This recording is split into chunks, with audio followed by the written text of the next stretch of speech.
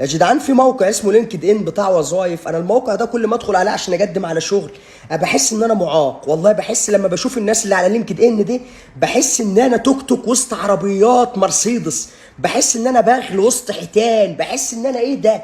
هو ايه اللي انتوا واخدينه ده يا ابني؟ ايه الشهادات اللي معاكوا دي؟ كل ما ادخل على اكونت واحد يا جدعان من الناس اللي عامله لينكد ان عشان تشتغل الاقي معاه مش عارف سي بي اي، ام بي اي، سي بي اح، وسيكو بيمو، دبليو دم ايه، بوس كنبارا، واحا بوس كونكو، اف بي دي، اف نوبا، 3 حروف. انا مش كاتب حاجه. انا عملت لينكد ان اصلا وعملت ربط بالجيميل، فاللينكد ان بتاعي اتكتب شريف الاسد لان انا الجيميل بتاعي كنت عامله في 2009، وكنت حاطط صوره كده ببدله عاملها فوتوشوب. البدله اصلا الراجل كان اسود وانا ابيضاني سنه، فركبت الراجل سودا وراس انا فمش لايقه.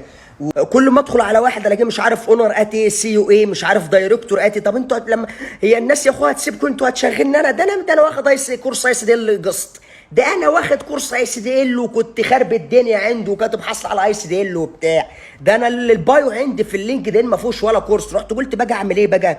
رحت دخلت عند الناس دول بقيت اسرق منهم. يعني سرقت من واحد مش عارف كاتب دايركتورات البنك، لا رحت كتبت عند دايركتورات البنك اونر مش عارف لا ده ايه، وكتبت بقيت صاحب شركات. خليت نفسي نجيب ساويرس على لينكد ان.